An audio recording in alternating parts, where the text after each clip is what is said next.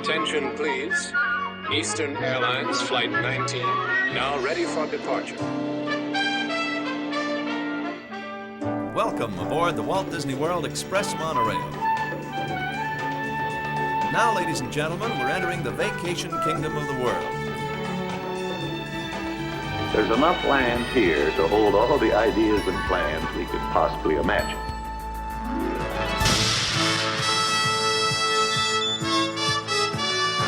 We call it Epcot. Will be our experimental prototype city of tomorrow. Welcome to another episode of the Retro Disney World Podcast, taking you back to the vacation kingdom of the world, the way it was, and the way it is in your memories. All right, welcome to another episode of the Retro Disney World Podcast, the official podcast of the Lake Buena Vista Historical Society. This is episode 56, Good Neighbors, where we'll be taking you back to SeaWorld in its early days as a friendly neighborhood park to Disney. But before we do that, sitting in with me, as always in these episodes, is Mr. JT Kuzier coming into Ohio. How's it going tonight, JT? I am doing great. It's unseasonably warm winter and currently virus-free in the state of Ohio, I believe, so far. But we've got a couple being tested here in New Hampshire. But yes, unseasonably warm and also very windy. Knocked my maple buckets down, even with bricks on them. Your what? Knocked them over. The maple buckets. Oh, maple buckets. Yeah, I forgot. Got it. Well, let's take a trip down south where they don't tap maple trees, but they might climb for coconuts. Mr. Hal Bowers, how you doing tonight, sir? Aloha, everyone. Doing fine. How's the weather down there? The weather is breezy today. Breezy, but generally beautiful. This was a wonderful week to come to the Walt Disney World Resort if you happen to be traveling. It was just gorgeous most days. Cool in the evenings, and then just about 75, 76 in the afternoon. So very nice. Great time to open up the new Mickey's Runaway Railway ride or whatever that is. To the tune of like a 4.5 hour line initially. So yeah. Actually, Todd, it looked like the initial signs when people walked in said 300 minutes, and then as soon as you got to like 11, it was like an hour and 20. So that's amazing. Yeah, it was just the big rush in the morning. The cars were wider than I thought. I was expecting something not as... They looked like great movie ride width. They looked big, but I don't know. I was expecting like mine train style, you know. Yeah. We'll check it out on the next visit. And speaking of visits, just returning actually as of last week, last week or week before, I don't know, lost track, Mr. Brian P. Miles. Greetings and salutations from Philadelphia. And yeah, it was just last week, but it seems like so long ago. Yeah. And we didn't even go with you. No. I was just there for the weekend. I was in southern Florida and the Bahamas for a few days to get rid of the winter, although we haven't had a particularly brutal winter here. And then made my way north for a few days in the Walt Disney World Resort. And I'm hoping to get back before they're closing Spaceship Earth for its refurb the day after Memorial Day. So I wrote it this time with the idea that it might be my last time, but I have a hunch I'll get back before the 27th of May to ride it one more time.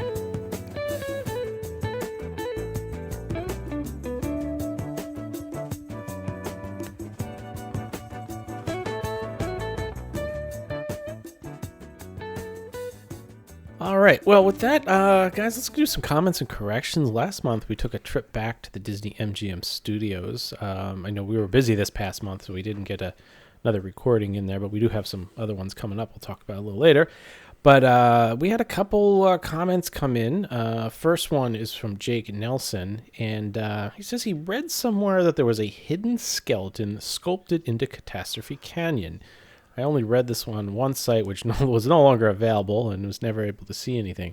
Do you know if anything actually existed, or was I just chasing someone's imagination? So, how did you... I never heard of anything. I mean, do you have to look at a certain angle at a time of day and get the staff of Ra and everything, or... I want to say that I have read that same rumor somewhere. But I don't. If it was something that was on there, it was certainly not visible from the cars, because I've looked at that thing a zillion times. I think I would have noticed it, but it was Jimmy Hoffa. Yeah. Finally found him. I have this vague recollection that it was like a call out to the dinosaur embedded in Big Thunder Mountain. So, yeah. So, but I don't know. I cannot say that I have seen that. But okay. I think we'll have to do some deep research now. Find out, yeah. All right. So thanks, Jake, on that one. Another one from last month was Reuben wrote to us, and actually, Brian, I'll toss this one over to you in a second because you responded to him. But he says listening to the episode reminded him and sparked a memory of his first trip. There was a really cool shop immediately to the left as you entered the studios. It had autograph, memorabilia, costumes, and all sorts of stuff.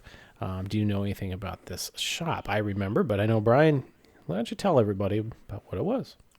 It was Sid Cahuenga's Curiosities, right? Yep. I think was the... Curios and Curiosities. Yeah. Curios and Curiosities, and they sold entertainment industry memorabilia, much of which resides in a filing cabinet in Hal Bauer's Disney archive.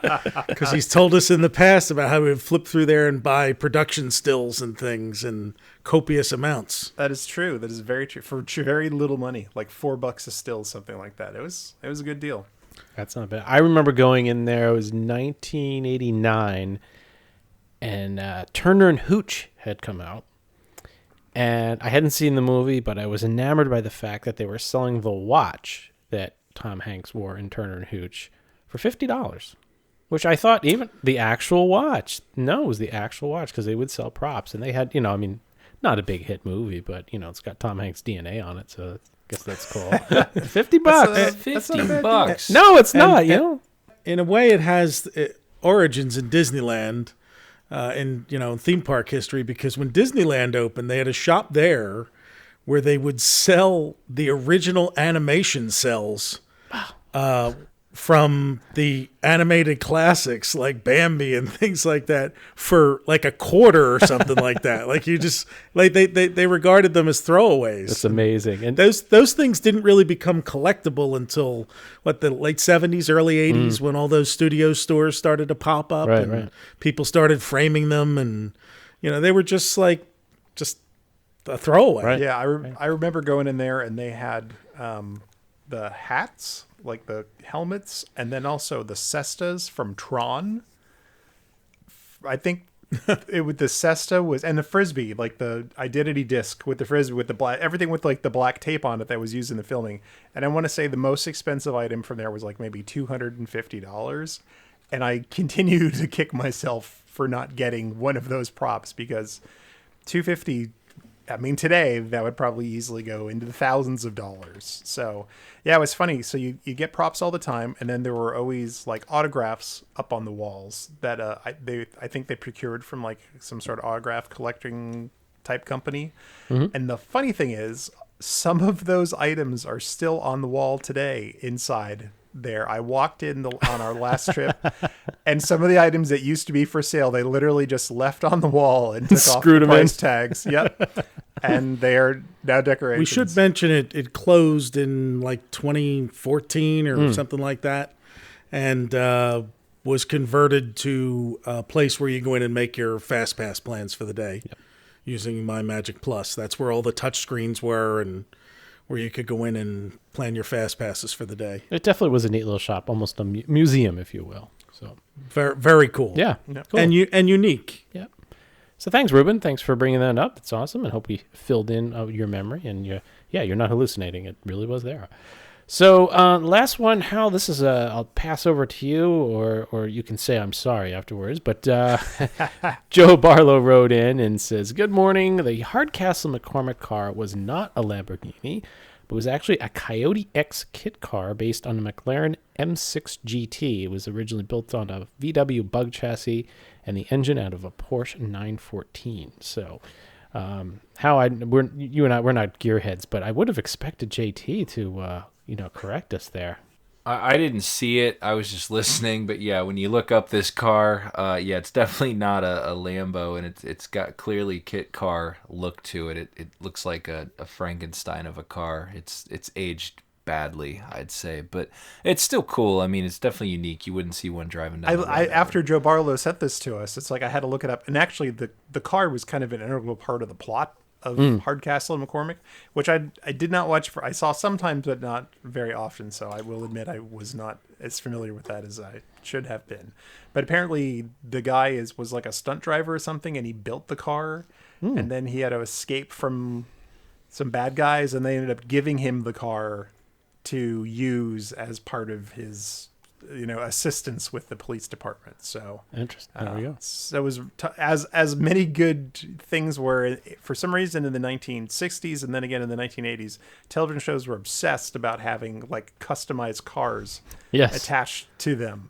So like in the 60s it was like the Monkey Mobile, and on the Munsters it's like their custom cars, and then in the 80s it was like the A-Team, especially with the Stephen Day channel, the A-Team van and Knight Rider. Yeah, exactly. It was having and an even identical... Magnum PI always had his Ferrari. It wasn't specialized, but he still had his Ferrari, and it was a lot of James Bond-esque type stuff. Yeah, it was a very key, integral part of the mystique of the character and of the show. It was like you thought you saw the car, Starsky and Hutch. They had that. Oh yeah, Dukes of Hazzard. There's a thing. Yeah, Dukes of Hazzard, exactly. So the star of the show. So, well, Joe and anybody else out there, how is available to travel to any Amicum auto auction if you'd like any of his expertise on kit cars or the like? You may go home with a winner. You may go home with a loser. We don't know, but he'll certainly provide entertainment nonetheless. Todd, I want to add this to this whole thing. You'd be appreciative of this. Now, this is just a quick internet search because this car sparked my interest while I was listening to you guys. It says Season 2 and Season 3 cars was based on a DMC DeLorean chassis. So it depends which car was at the backlot tour, which one we actually saw, but I'm not sure which one they had sitting there. More information. Well, thanks a lot, Joe. And JT, I'm going to pass the rest of it over to you, the listener mailbag this month.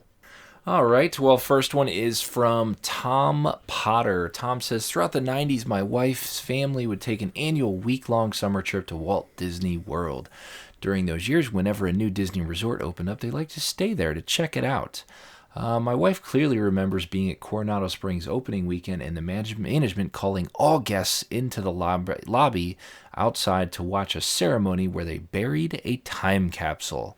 At the time, they were told that they would be invited back on the 20th anniversary to watch them open it. We came back from staying at the newly renovated Coronado Springs, and during check-in, my wife asked about this. The cast member helping us had never heard of one, and they called a few cast members over, and nobody knew anything about it. They're going to check with some of the resort, but never heard anything back. Was this common practice, and would you happen to know if this one was ever dug up? The first thing that pops into my mind is the time capsule at Nickelodeon Studios at Universal they had there. It had like the slime flowing around it.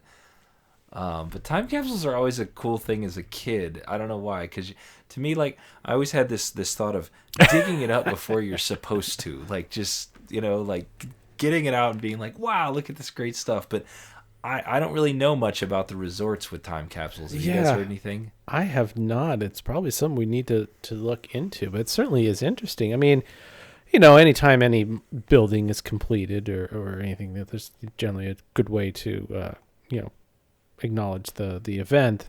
As a kid, I always thought opening a time capsule would be cool, and then until I realized that there was nothing really cool inside except papers and newspapers and, like what a dollar bill looked like 10 years ago. So yeah, I don't know. How, Brian, any thought on this? Well, Coronado was 1997, so if they would have cracked it open, that would have been 2017, based on the 20-year thing. You said 20 years, right? Yeah, I believe so. So I don't know if anybody saw it get opened, or it could still be sitting there, or it could have been churned up with all the recent construction too. Who knows? But if anybody knows anything about this or can help us solve this mystery, please call 1-8. No, I'm just kidding. It's like unsolved mysteries. But Tom, we'll let you know if we hear something about this. We had a similar experience with the fish at Yacht and Beach Club, and we got lots of responses back for that. So hopefully this will be just as good, Tom. And there, just a quick search here. People say that apparently the boardwalk chandelier was designed for electric bulbs instead of candles. there was a glass ball filled with sand hanging from the middle, which was a time capsule to be opened in 2021, but it leaked sand, so the capsule was removed. Alrighty, here we go. Next up, Ron wrote in. Speaking of our burials and digs, Ron says, "Hi guys, hey, have you ever heard stories during Magic Kingdom constructions of trucks sinking into the muck and them just leaving them? I work with a welder who's been around the Orlando area since 1967. He tells me there's at least 8 trucks he knows about that are buried in the park. They're almost sunk too deep to bother to be recovered. It's the first time I heard this and thought it was funny. Have we heard of any trucks being buried along with time capsules?"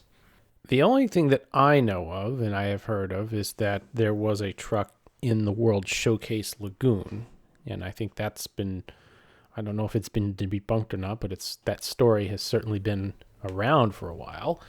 That was actually confirmed on Twitter by a Disney land engineer. Oh wow! So yeah, so that did actually happen. So, but it doesn't lend any credence to it being in. I mean, he says parks. I don't know where. Granted, they did build it on the second floor, but I can't imagine getting too muddy and just like, oh well, just put Fantasyland right over the cement truck. No, I believe that during at least the excavation of the Seven Seas Lagoon that there were several trucks that were lost. Really? So that story does not surprise me at all. I would say, I don't know about the quantity, but I would say it's certainly highly likely to be true. Interesting. Well, maybe we should talk to that welder. And speaking of things in Seven Seas Lagoon, did you guys see the latest thing that Disney sent down a Seven scuba Seas diver Lagoon, and retrieved a woman's phone? And sent it Was back. it in Seven Seas Lagoon, or was it? It was at it was right at the entrance to, near the for the right ferry there, boat. okay. Yeah. So, well, maybe if we get our coins together, we can you do a diving expedition down to the depths of Seven Seas and find these trucks. So we'll get Scuba Jim on it. He'll come with us. Yeah. we'll get Train Rob us all Ballard with and it. maybe James Cameron. We'll do a full thing with it. So Get us a Nine Eyes camera with us. yeah, there we go. Next up, we have a message from John. This is a good one. He says, "Hey, gang, I got to start by saying he's devastated." And I was thinking, what did we do to John? Well, he discovered our podcast as he was driving home from Walt Disney World late August 2019, and he's been binging on his daily commute. So basically, John's had full entertainment every day of his commute since August. As of yesterday, which he wrote to us recently here, maybe a few weeks ago, he's officially caught up to our current episode, the Backlot Tour. Well, it was a great episode, Azalea. I don't know how I'm going to manage waiting an entire month.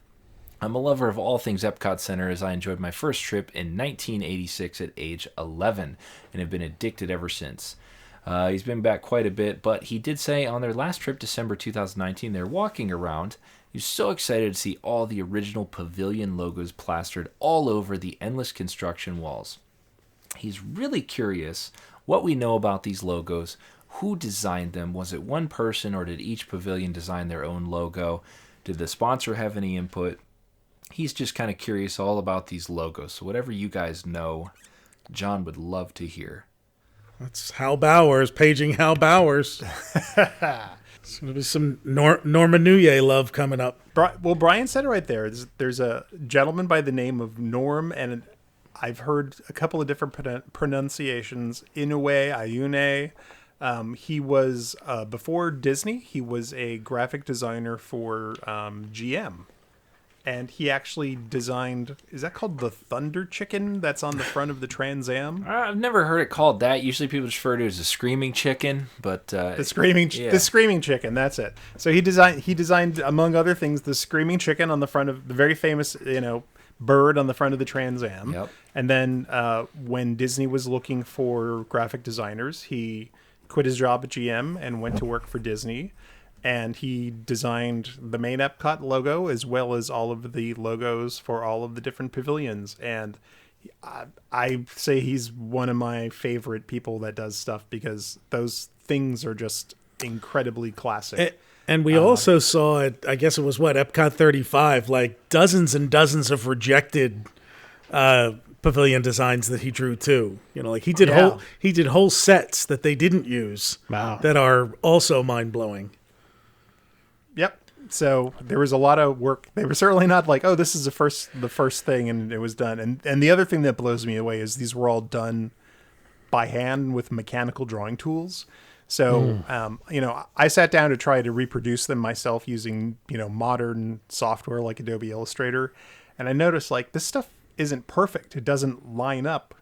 And it's because it was all done by, not that it's not imperfect. It's just done using mechanical drawing tools and French curves and things.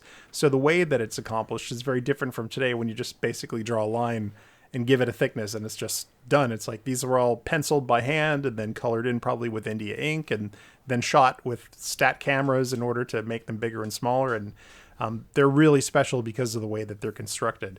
And what's kind of interesting is even when they reused the old logos now, they've actually all been redrawn because putting those next to the new designed logos, it's like they would not match because of the differences in the thickness and the thins in those lines. So the new ones have all been redone.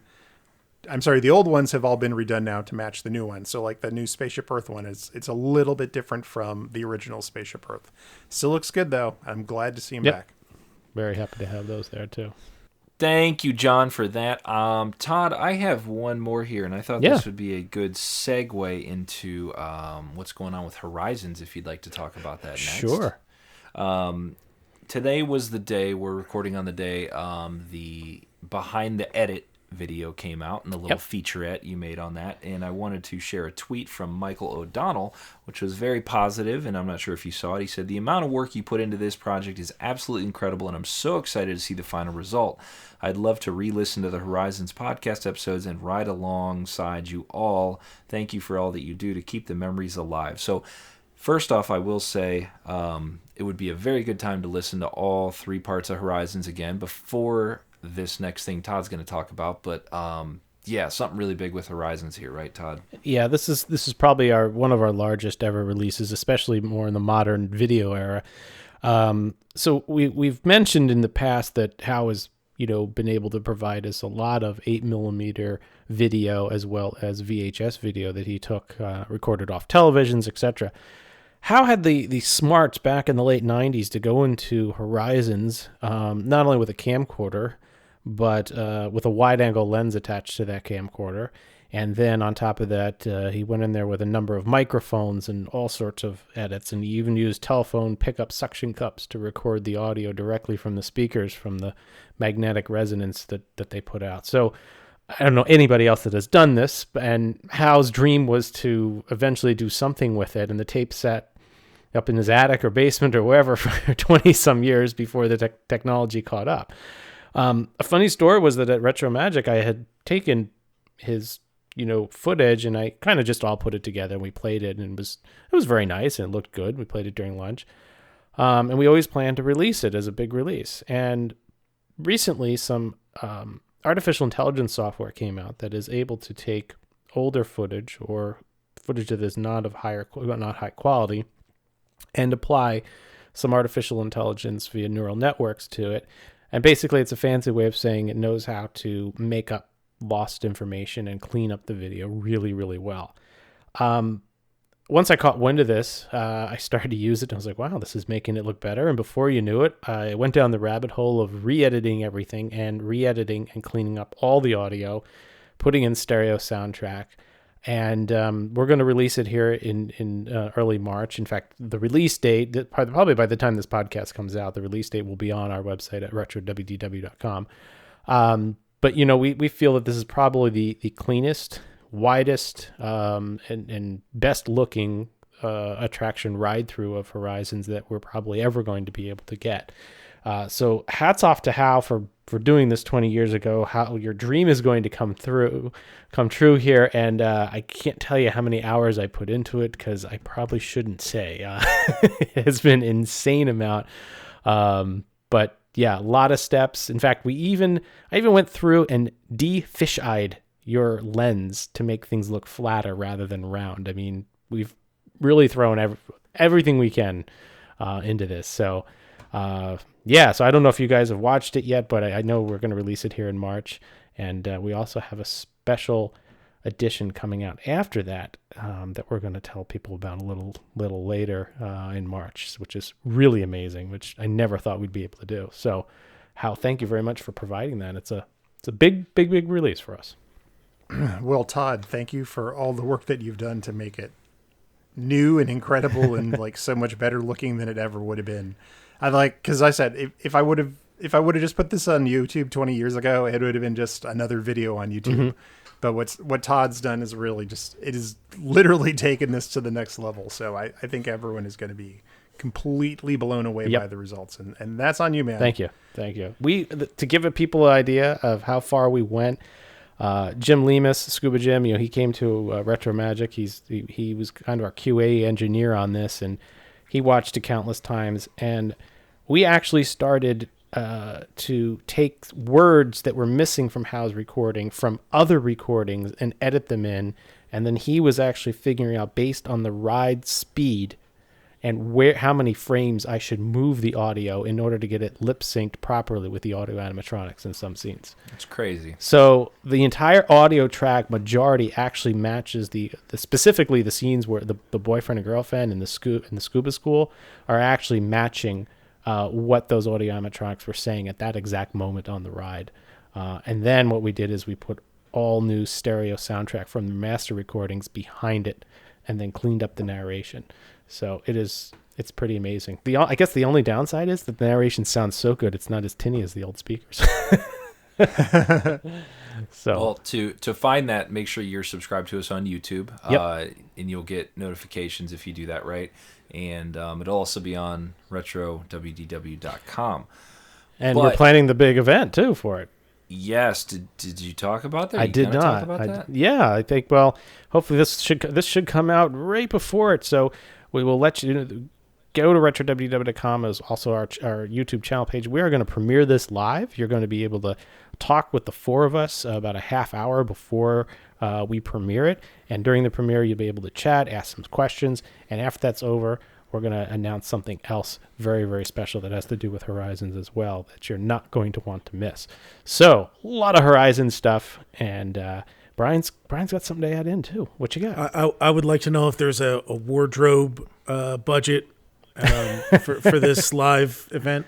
I'm going to wear a LBVHS golf shirt, I think. There we go. Nice. There you go. I'll put my Mesa Verde shirt on. I think that would be appropriate, right? It's either that or we all put our suits back on. It'll be like sitting in on a podcast, right? Like it'll be like actually seeing us on the screen and be able to talk to us and chat back and forth and stuff. So if you're ever interested in what the studios look like in each of our houses, you'll be able to see for the most part. Exactly. I'm gonna have to clean up my room now. No, you've got it all blurred out in the back, so yeah, you can't tell what's what on the floor over there.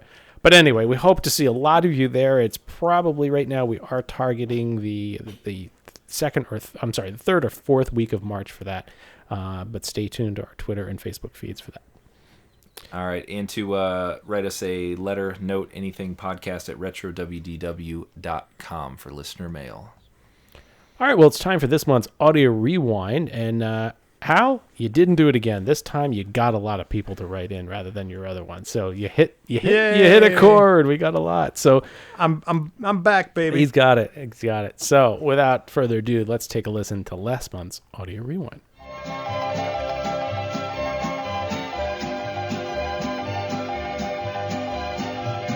All right. Did you guys get it? Yeah. Yeah. And it was El Rio del Tiempo, which is boom. I love that ride. That was such a great ride.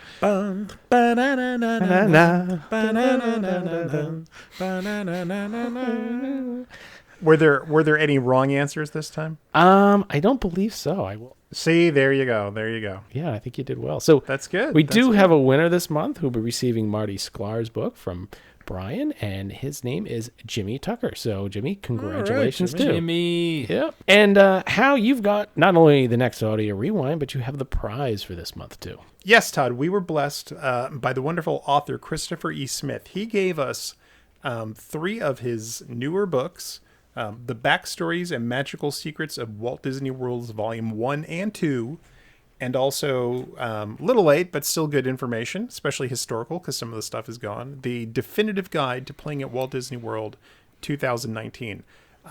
These books are actually knockout. The Backstories and Magical Secrets one, these are really well researched. If you like our show, I can guarantee that you're going to like these books, and here's a chance to get them for free. But if you don't, go get them, because they're actually really, really good. I've read through them, and I was like, a lot of times I read through the history books, and I'm like, nope, that's wrong. Nope, that's wrong. This time I was like, yep, nailed it. Did know that. Got it. So yeah, so these are a fantastic resource. So we're going to give all three of those away to the person that can guess this.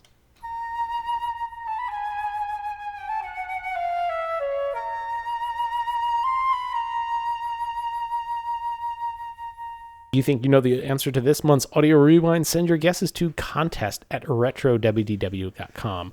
All correct entries will be entered into a random drawing for this month's prize. Please have all of your entries in by April 15th, 2020, tax day. Don't forget.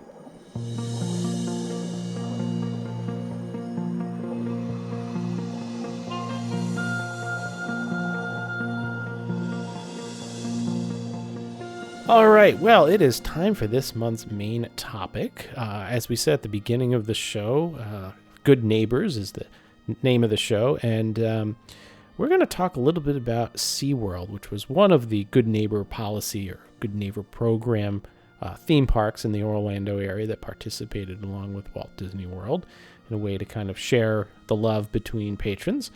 And, I remember SeaWorld pretty well. I went there in 1980, and we're going to talk about some of my photos. I've shared our video we're going to put onto this, although it seems to be only about 10 minutes long, and 99.6% are the shows, so there's not a lot of walk around things. But it was a big deal back then when there was only one park. But we're going to rewind way back to the early days, way before my time of going there in 1980, because it started way before that, and it's got its roots in other places. So, Brian, you're going to talk a little bit about the Good Neighbor program and take us back to the early days of SeaWorld, and I'm going to go get a Hawaiian punch here while we're waiting, while we get started. You'll find out why that Hawaiian punch is so know. Important. Exactly. I remember having one, too, so... Yeah, but, so if you're amongst those folks who listen to every one of our podcasts, or at least episode 39, which was our episode on Hotel Plaza Boulevard, we talked in that episode a bit about the Good Neighbor program. And so that's where this story begins. When Walt Disney World opened, as you know, they had 2 hotels on property. They needed a whole lot more hotels to house all the guests that were coming from all over the country and the world. So they established this Good Neighbor program where they identified and partnered with off-property hotels in addition to developing Hotel Plaza Boulevard, and deemed those hotels Good Neighbor hotels.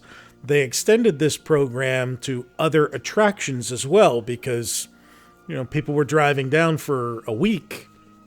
And while the tourists or fans of today might revel in the opportunity to sit around the park for 3 or 4 or 5 days, in the old days and stare at the orange bird or whatever, back in the day, after your second or third day, it was time to move on and see other things. And so in the neighborhoods around there, Cypress Gardens, I'll mention one, was the oldest of the attractions that was near Disney World. And that's opened in 1936 as a botanical garden. I've actually never been there, but I think both of you have, yes? Yeah, we went there in 1989, I believe, and spent a good day there. It was really nice. They did the boat tour, water ski. They had one of those sky lifts, Choo-Choo Barn or Choo-Choo America. Model train layout was there. And how I'm sure you went. The botanical gardens were beautiful. Yeah, I went there at a very young age because there were not many other things to do other than Walt Disney World. So I went there and was bored out of my skull because it was mostly a botanical gardens when I went. I recognized some of the buildings from a Sunday morning religious singing program called Day of Discovery, which ran in Orlando and also filmed at Cypress Gardens. So but for the most part, it was for me. I probably enjoyed the water ski show, but for a 4 or 5 year old at Cypress Gardens, it was just like, oh, kill me. And Today it's Legoland and it's wonderful, Yep. and there's still a little chunk of Cypress Gardens there, but that's a great park to go to. So I just checked it. It was 86 that I was there. So was that around the same time you went to, or did you go prior? Oh no, that was I went in the 70s. Okay, because there is some pictures with some very, plain rides on it by that point, like a little boat ride and things like that. So it had started as a botanical garden, and then in the 50s, after Disneyland opened, everybody had a rush to add themed things. So the first thing there was the Southern Bells, which Hal actually explained to me a few years ago when I had slides of them, and I'm like, what are these things? And he's like, oh, that's Cypress Garden, the Southern Bells. They're kind of a big deal, and they were in these gigantic Southern, like Gone with the Wind style, colorful pastel dresses. And they did shows and meet and greets and things like that. And then they started adding some amusement rides. Kodak had an island in the sky viewing tower. You mentioned the boat rides. Esther Williams, the Hollywood swimming movie queen, actually filmed several specials there. Mm-hmm. And it did operate until 2010 under various ownerships, till it was bought by Merlin Entertainment and became Legoland, as Hal mentioned. Other attractions nearby, just warranting a mention, are Busch Gardens in Tampa, which is still there. Circus World, which then became Boardwalk and Baseball, which eventually closed. And SeaWorld in 1973, and the Wet n Wild Water Park in 1977, which just closed a couple years ago to make way for Universal's new water park, right? Did they put their hotels? Hotels, right? Hotels, like Surfside and Seaside hotels are there now. Yeah, but our focus today is not going to be on any of those. It's going to be on SeaWorld. And I think we should probably start off by saying we tweeted a couple days ago that we were doing a SeaWorld episode, and man, we don't get this kind of reaction when we're doing Horizons. Like people were wanted to talk about SeaWorld and show us their memorabilia and send us pictures of when they were at SeaWorld. Everybody's got great memories of SeaWorld, including us. I stepped away from the computer for a little bit, and I saw your post. I said, wow, look at Twitter. It was amazing. It was amazing. So great response. Yeah, so thank you, everybody. Hal and I are going to kind of tag team on this because he's, I've been into the history of it, and so is he. Plus, Hal, Todd, and I have all visited it in various incarnations over the years. So a little bit of the background of the park. Its roots are in 1961 in San Diego. They were looking for an attraction to draw people south from Disneyland. And San Diego was seeking proposals for a coastal attraction based around marine life.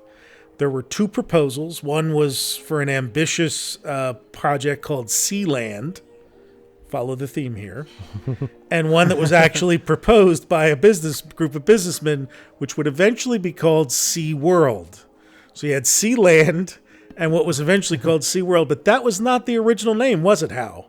No, it was Surf and Turf, right? Originally, they just kept calling it Marine Park in all of their preliminary materials that they presented to the city.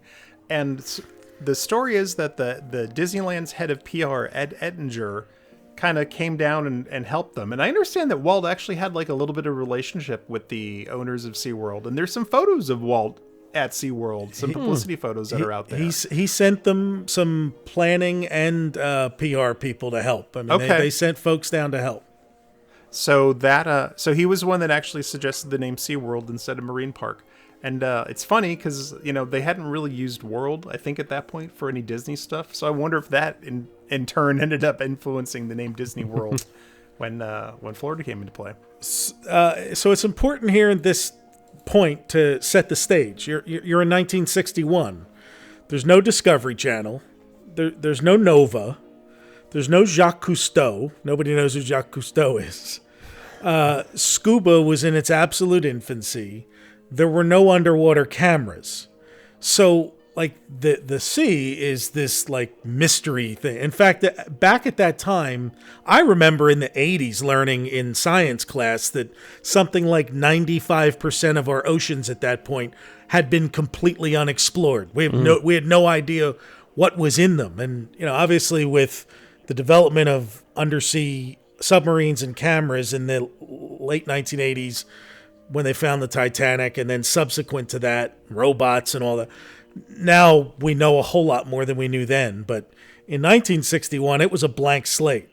So even aquarium science was kind of not advanced. So if you went to a small local aquarium, what you mostly saw was local fish from right around those waters that people knew about, nothing from exotic parts of the world or even the other coast of America. And prior to that, the only other one I can think of, the current Monterey Bay Aquarium was opened in 1984, but wasn't there one before? It was probably maybe one of the first true aquatic parks.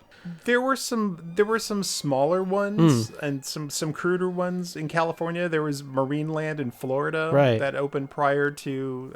So yeah, I mean there were a couple the of Theater of the Seas in the Florida Keys but what I was going to say, most of those that were around were basically small fish aquariums, and then dolphin shows because dolphins had been obviously in captivity over really hundreds of years. I mean, by that time they had developed the whole thing where you would train dolphins and they could put on shows, and seals balancing balls on their nose and stuff like that. But in 1960, so the park opened with that stuff, and then in 1965, and it did okay, but then they introduced Shamu, the fourth orca ever captured. And it was the second female. And she died in 1971, but after 6 years of shows, subsequent whales have been named Shamu, and there are still Shamus in the parks today. They're just, it's like an Italian family. Everybody's either Anthony or John. They're all Shamu. It's a stage name. Right. And Shamu has kind of become the park icon. So that's the basis of. I don't want to spend a whole lot of time talking about SeaWorld in San Diego. It's still there. You can still go visit it. They are ending their whale shows when the current crop of whales dies out or retires. The first expansion of the SeaWorld brand was actually in Ohio in 1970. And that came to be because the company was looking to expand, and they were searching for a location between Detroit and Pittsburgh, hoping to attract the blue-collar families that heavily populated that corridor into taking summer vacations and weekend trips to a park that was within driving distance. So we'll stop here and ask JT, did you ever get to SeaWorld Ohio? I did, and it was on a big lake. Like, if Geauga Lake was what it was called, Geauga Lake, but Geauga Lake Park, which we just referred to the theme park as, you're going to Geauga Lake. That was like a big amusement park, like a mini Cedar Point, and it was within 40 minutes of my house. So you could actually kind of, if you were crazy, you could do both in one day, or you'd hit one, then you'd hit another, like later in the summer or something like that. SeaWorld was big we always seemed to go, if you're in Northeast Ohio, it was a place for the corporate family picnic. So we would go like with my dad's work type things, or even Geauga Lake at times as well, which was just right across the lake there. But lots of fun there for sure. I've vague memories of it. It kind of, faded out when I was in high school, and then from there it sort of just disappeared in the 2000s. So now you're not going to believe this, Brian, but I actually went to SeaWorld in Ohio in the 1970s when I was still living in Buffalo, New York. Oh, look at that.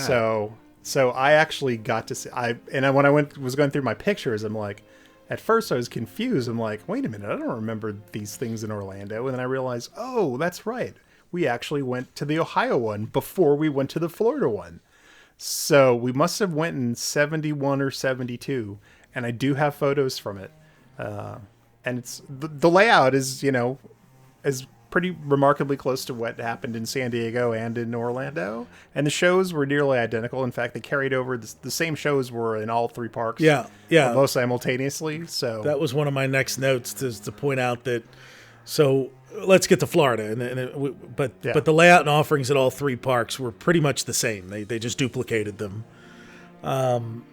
So they had some success in Ohio. Disney World's opening, and they're like, we got to get in on this Florida game. We know what we're doing.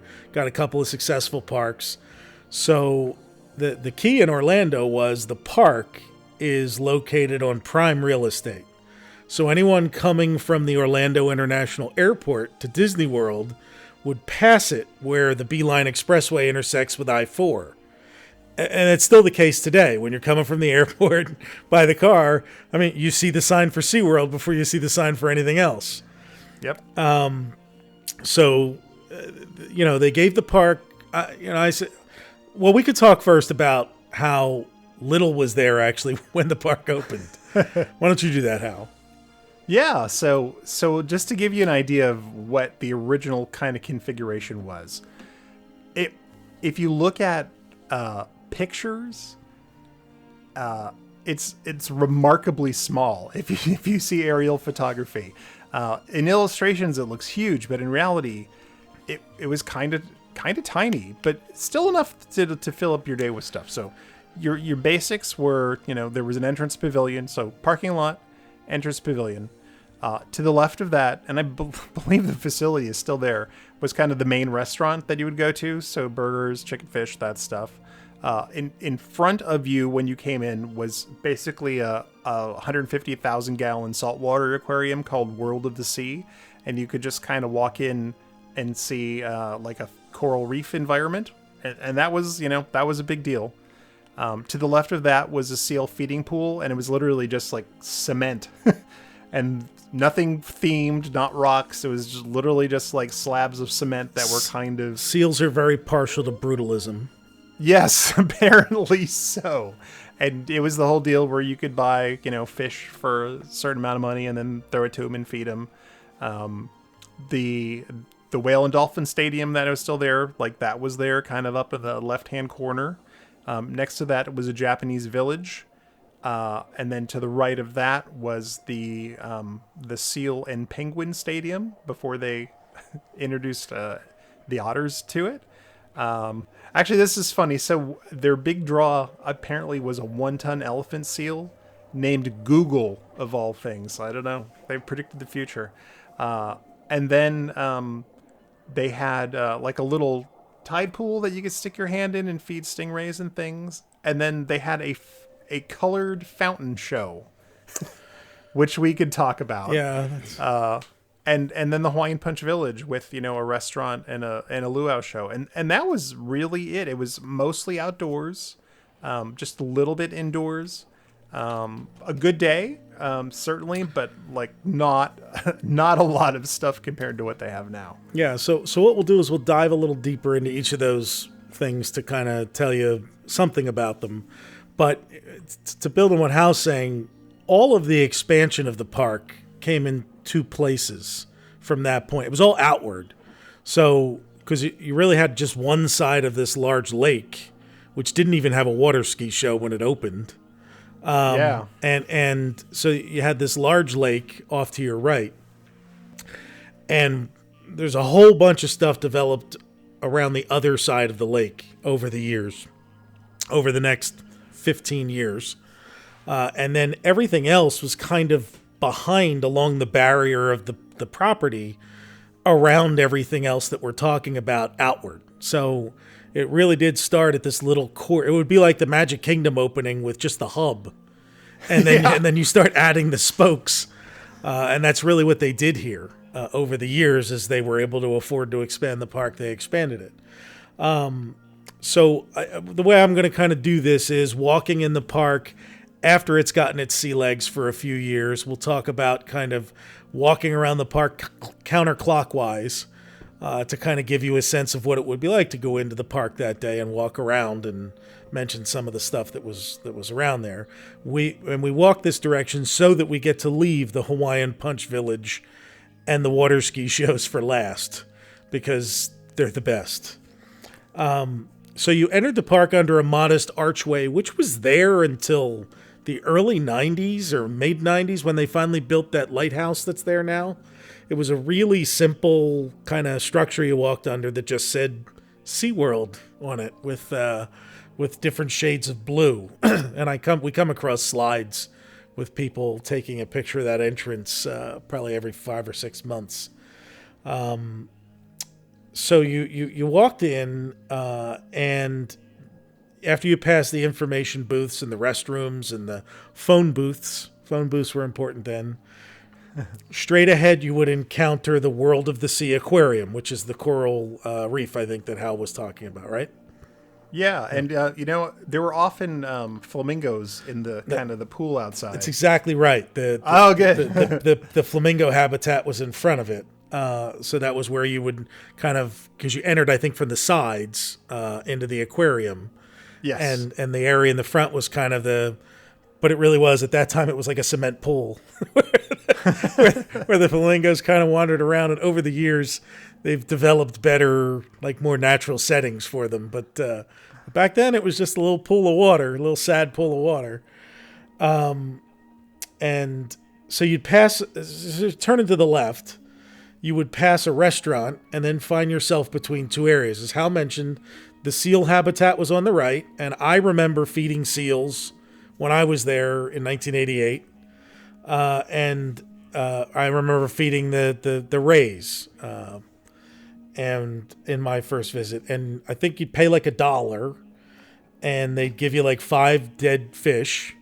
And in a little like little hot dog boats, those little red and white like picnic containers. Oh yeah, like you would get the French fries in, or some with a little fork. French fries. Yeah, yes. That's right. You're totally right, Brian. That's it. And they would hand you that, and because you go up to like a booth. Man, can you imagine how terrible it was to work that booth all day? Like just to hand. It's like Tom Nabby with the trout in Disneyland, right? Yeah, just handing out dead fish all day long. 90-degree day. So the seals were on your right, and the Stingray Lagoon was on your left. And that's what you did. And so we should probably talk about feed. So the seals, you just kind of throw it and they'd eat them. On the left, the stingrays, the pool, and I guess it's still there. I haven't been over to that side of the park in a while, but the stingrays were, I remember this so much because my dad was feeding them, I was feeding them. And then they had, and the way you would do it is you had to take the fish and then hold it in the water and let the stingrays swim over top of you because their mouth is on the bottom, and they like suck it up. Like it's like a vacuum cleaner, sucking it up out of your hand. It's a very cool thing. Brian, I was looking through my album here, and there's a picture of the stingray tank, and I'm hanging over the edge. My grandmother is not doing the protective grandmother hold by holding the back of your shirt by like a half inch of material. Yeah, I could go into the drink real easy.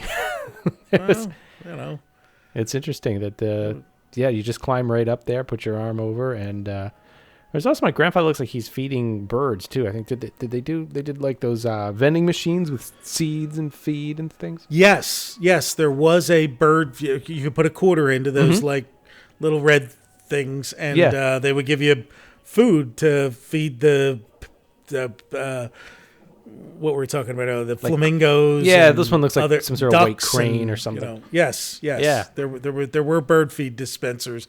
I found some pictures and slides of those actually. Ironically, they're better protected from me than the stingray. I can't fall into the bird. Well, you're supposed to touch the stingray. That's true. I vividly recall touching the stingray. Oh yeah, there's no way that no way you couldn't in the way that this was designed. Right. But I'm both knees up. I'm leaning over, and maybe I went in. I don't know.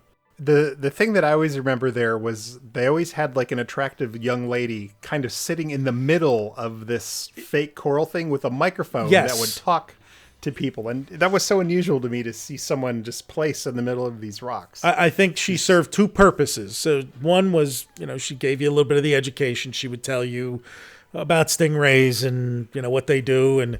But it was also to make sure you weren't like grabbing a stingray when you were trying to feed it or anything, because you got to keep your eye on these kids. But the other thing I remember is outside the ring, there were places to wash your hands afterwards, because you were just picking up these dead fish, and like your hands smelled terrible between holding the fish and then putting it in the water with all the stingrays. There's got to be a story out there like some kid pocketed like a fish and carried it around until they got back to the hotel, right? Oh. So beyond the Stingrays, if you're in 1977, you're walking around the park and, a few years in, everything's open. That area, there's an nautical-themed playground that would eventually be built there called Captain Kidd's World. I actually have a picture of myself in 1988 with my brothers and sisters standing outside of Captain Kidd's World. Nice. That opened in 1982. And so, it's just a picture of welcome to Captain Kidd's World. I don't really remember I was 13 at the time. I don't think I was running around on the playground, but they did have. All right, let's set the stage now for the younger generation. Playgrounds when we were young, it was a swing set. It was something that spun around in a circle, maybe a seesaw, monkey bars. We had one playground near us that had a metal. It was like monkey bars, but they were in the shape of a rocket ship that we could climb up through the thing. And if you hit your head, which you always did, it was it would give you a concussion. It was so solid metal. I realize every kid's playground now is wooden pirate ships and sand castles. Where's the imagination? Yeah. So going to a place and finding this pirate ship to play on, that was the coolest thing in the world, right? Yeah. You'd find a good playground as a kid. It was a lock. You had to do it. I was just at the edge of the age to where I could play on it and would want to play on it. And I remember when they built it being this is awesome. I actually have a press release from it, Brian, of all things. So this has a pretty good description. So it was a 55-foot galleon. The facility was 2.5 acres. And they had one of these in Ohio and San Diego. They said durability, simplicity, or safety are important features, but what matters to the participants is that they have fun. So it has things that kids like to do, like running, jumping, climbing, sliding and swinging, and water sports.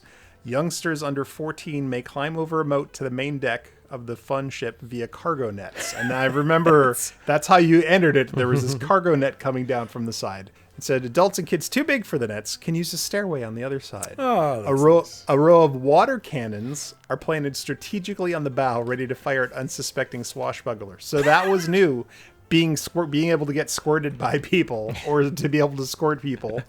That was a new thing. Other play elements include 12 water muskets, 6 on each side of an obstacle course, hands over water, 3 rope ladders, which it really is over water. So if you fell in, you fell into the water, which they would probably never do today. A ball crawl, 2 play chambers overflowing with 100,000 multicolored balls. Oh, those were big. The happy bacteria pits, basically. Yep. So then across it was the lagoon we talked about. And in 82, they built an arcade there. So I'm sure I dropped some quarters into Pac-Man and Space Invaders in the arcade. So that would have been the first arcade, because they eventually built another one on the other side of the lake, which we'll get to. So the area where Captain Kidd's playground is called Dolphin Cove. Why is it called Dolphin Cove? Well, because it was next to an original attraction, the Whale and Dolphin Stadium, home of the very first Shamu shows in Orlando. The stadium is still there today. It's known as Dolphin Stadium, and it runs a show called Dolphin Days. And that's not just Dan Marino coming out and waving to people. It's a dolphin show. Shamu moved to a bigger stadium in the late 1980s, which we'll get to. In 1977 and through the 80s, the park actually ended here. But today, if you kept going, you would encounter the Manatee Rehabilitation Area, which opened in 1993 when manatees were all the rage. They were. And today, looping along the back of the park at that spot, you find the Journey to Atlantis water coaster ride that opened in 1998. And so it's worth noting at this point that, as Universal opened in 1990 and Disney responded by adding thrill attractions to compete with them, SeaWorld decided to start adding rides. Journey to Atlantis was the first of 5 coasters that would eventually open at the park. But that's not what you would have found there in 1977. or when the park opened. First, you would encounter when the park opened, the Japanese Village. Oh, can I break in with some of the Shamu show names because I just think they're ridiculously hilarious. Sure. So, how did you see any of the Shamu shows back then? Oh my God, I saw all the we saw all the What would have I Shamu seen shows. in 1980? What was it? Because we got a good 5 minutes of that. In 1980, you were watching This Is Shamu. This is Shamu. Okay. Now, let me tell you how. So, Brian talked about how they didn't have Shamu, and then all of a sudden there was Shamu. Yes. And I think the reason that Shamu got a bigger stadium is because when they first got their orcas, they were relatively small, but then over the course of time, as they got bigger and bigger, because I want to say originally it was like, our 2-ton star Shamu, and then eventually was our 4-ton star Shamu. So I think they built a bigger facility as time went on to house the animals as they got older. But so this is just so cornball, and I think this gives you a really good indication of just in the 70s where everyone's head was at. So the first show in 71 to 74 was called Shamu Goes Hollywood. And I remember they had like the big sunglasses that they would put on them. And there was always some gag where someone was brushing his teeth. Then came Shamu for Mayor until 75. And then because of the the bicentennial fever, it was Shamu the Yankee Doodle Whale from 75 to 77. Then came Shamu Goes to College, because apparently he was old enough. He's going to go. Then This Is Shamu, and then from there it just got even more Shamu-y. Shamu Take a Bow, Shamu Celebration, Shamu's Water Symphony, Shamu's 25th Anniversary, Baby Shamu Celebration. That gives you an idea. And one of the things that I thought was fascinating about these stadiums, they were very plain. Like when you sat and watched where the show was, I mean, it was basically like 3 or 4 pools. Yeah. And there was some cement stuff connecting them in the background, and they would build very simple sets initially to whatever the theme was that kind of connected them all, but they were not super fancy. It looked like a wooden play set in this one. This is Shamu, and I just sent this link to you guys. You got to look at the 2:10 mark when Shamu does his famous run against the glass with the flipper up and just throws a wave of water over onto the people. Yes. Check the 2:10. These people get absolutely clobbered. It's my favorite part of the show. They still do it. Do they? They do. Okay. Yeah, the side flipper, and then he uses his tail. And there's 150 gallons of water that go on these people. Right. And they're just drenched from. They've got the ponchos on. Well, now, but back then, like nobody had a poncho. Like you just said, Ken from Indiana was like, "Come on, honey, let's go sit down in the splash zone." Front row seats. Yeah. And you would be covered by this like 40-degree like fish water, piss smelling water all day long. They would also do the thing where they would bring the unsuspecting person over and the 2 whales would come up. And they would tell her to feed them or touch their nose, and then the thing would just flip the water. I just sent you guys a freeze frame from my video from that too, which is the big gag, which was used. I don't know if they still do this. I suppose they probably don't do this anymore. It's been years since I've been there, but they would always find an attractive woman in the audience and bring her over to a section. And then Shamu would come up out of the water with its tongue out and give her a little kiss on the cheek. And they would take a photo of that and then give that as a souvenir to the person that had their picture taken or did the kiss. But that was like the money shot in all the publicity photos back then. Yes. And in the TV commercials, when they eventually started advertising on TV, there was always the Shamu coming up and giving somebody a kiss. Yep. So, yeah, the whale and dolphin shows were where it was at until the whale got his own stadium in 1984. But we'll get to that. If you stepped next to the whale and dolphin stadium in the early days, the first thing you would encounter is the Japanese Village, which I'm sure Howard visited on more than one occasion. Yes, I did. This is pretty self-explanatory. It was a copy of things they had in the parks in San Diego and Ohio. The Japanese-themed buildings, manicured gardens, and then in 1975, I guess, they added the deer park. And so there is a place in Japan, a park in Japan, where the deer are very tame, and you can go to this park and bring food, and the deer walk right up to you and you can feed them. It's a big tourist attraction. It's a big thing in Japan. So they were basing what they did here on that. And so that was a feature here for a little while. The Japanese theme building survived into the late 1980s. The deer, however, did not.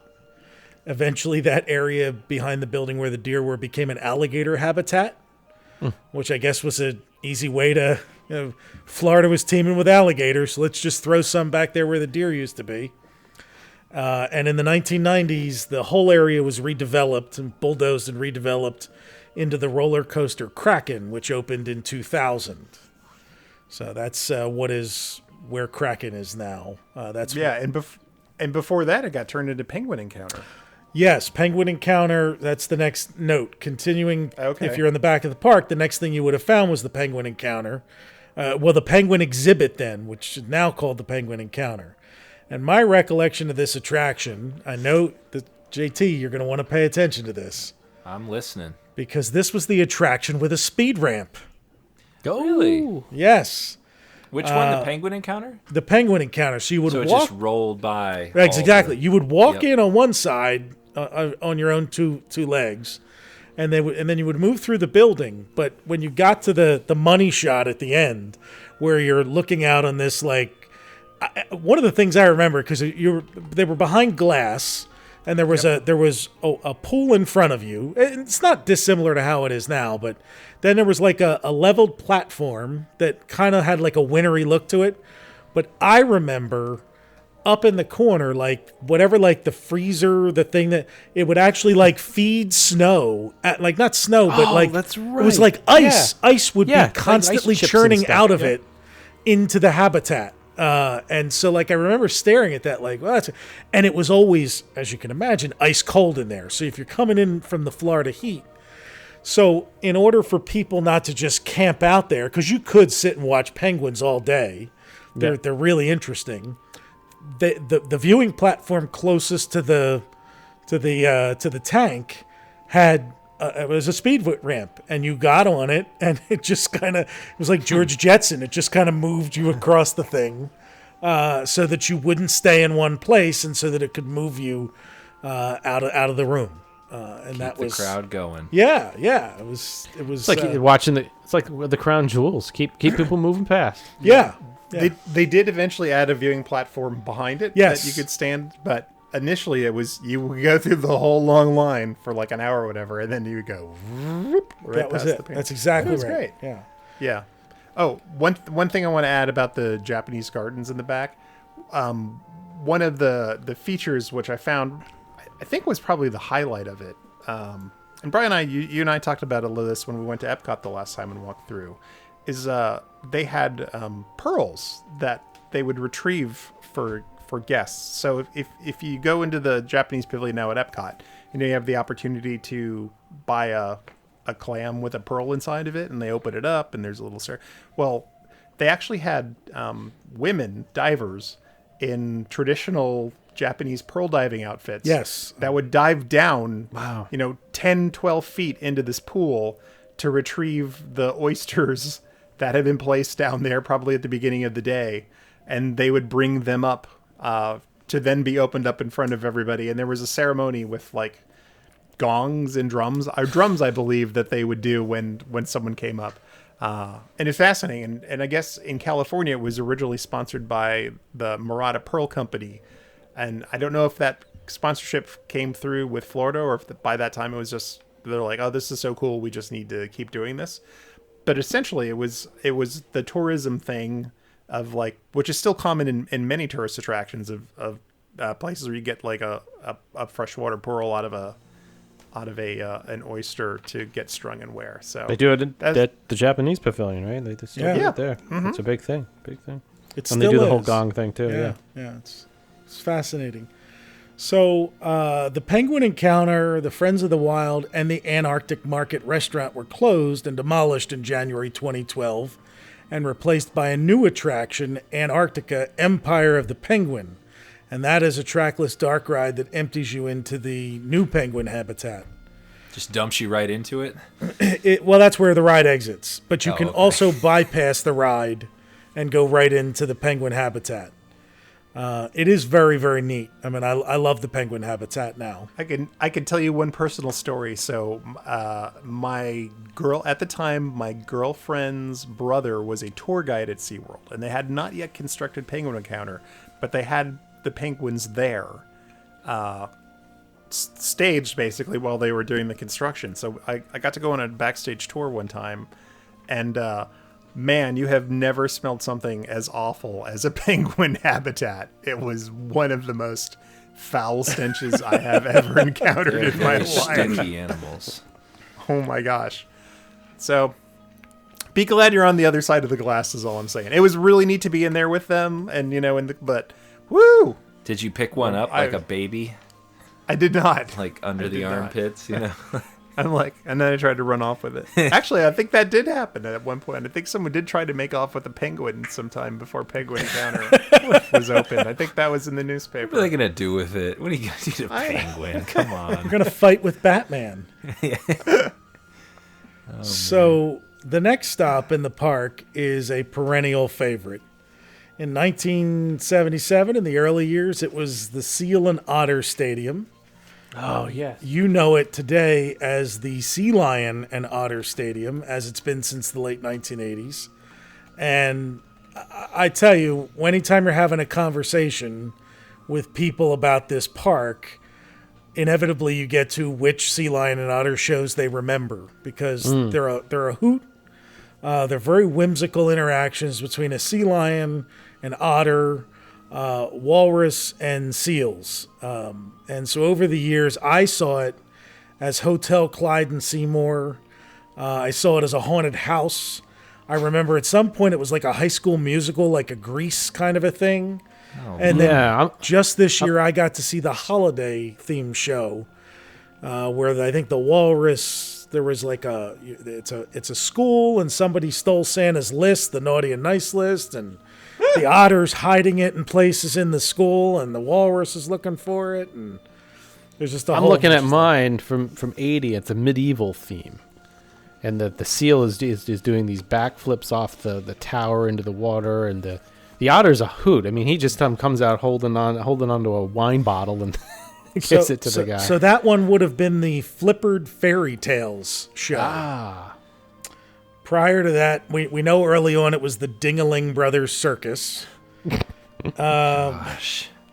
1986 was Sea Lions of the Silver Screen. The haunted house one must have been Spooky Kooky Castle. I remember that one very distinctly. What do you remember about it, Hal? Well, the funny thing was all of the shows, the sea lions and the seals and the otters basically did the same behaviors, and then they would just kind of remix it. It was like Taco Bell. It was the same ingredients, just in a different order, and they would just take the same behaviors but kind of like redo it. So if you saw the show one time, not that it wasn't enjoyable, but like you would see the same thing kind of over and over again. I remember distinctly when it was sponsored by Coca-Cola, there would be this one time where something would happen, like the trainer would be pretending to drink Coca-Cola and like throw the red paper glass down on the ground, and an otter would come out with like a little trash bucket on wheels and pick up the Coca-Cola glass and put it into the trash and then like go take it away. So, but those shows were hilarious. Clyde and Seymour those are some funny dudes. Yeah, I was just looking at mine. It is pretty funny. I remember laughing and remember bringing the film home and telling everybody, quiet, this is the funny part. Yeah, the crowds were.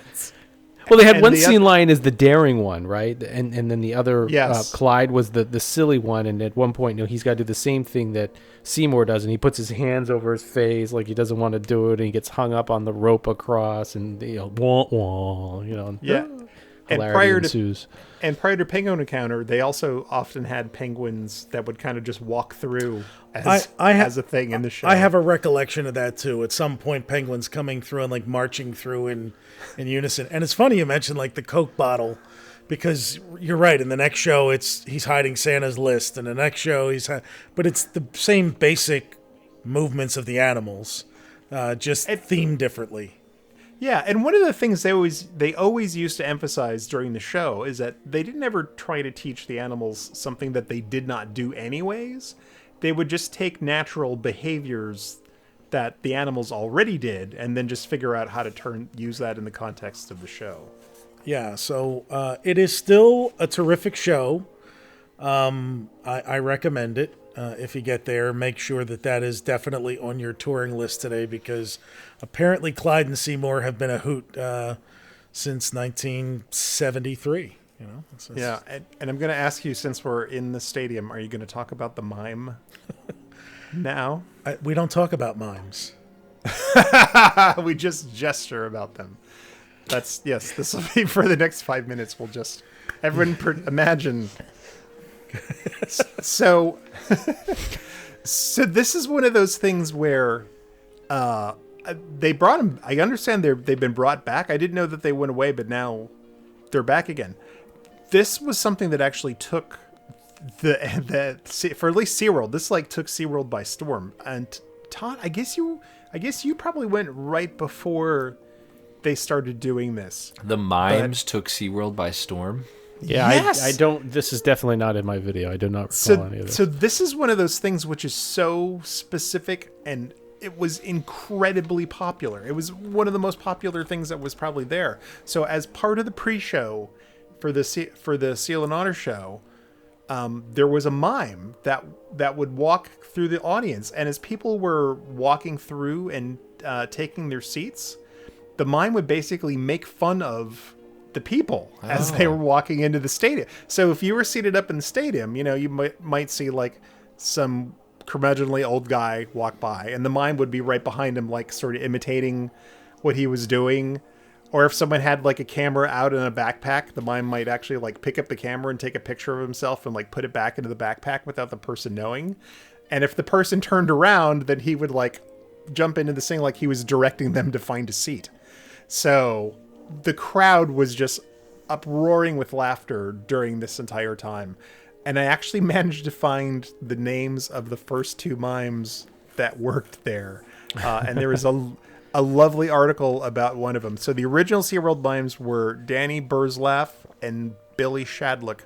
And Billy Shadlock actually went on after SeaWorld to be Charlie Chaplin for Universal Studios Florida.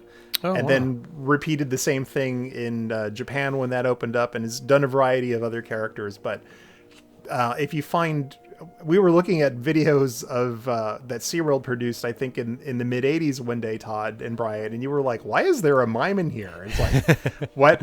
And it was huge. They eventually hired 5 or 6 people. And the funny thing is, after you now tell the story, I mean, I vividly remember waiting in the, for the shows to start as they're walking around hawking popcorn and Shamu bars and things like that, and the mimes doing their thing, and it being hilarious.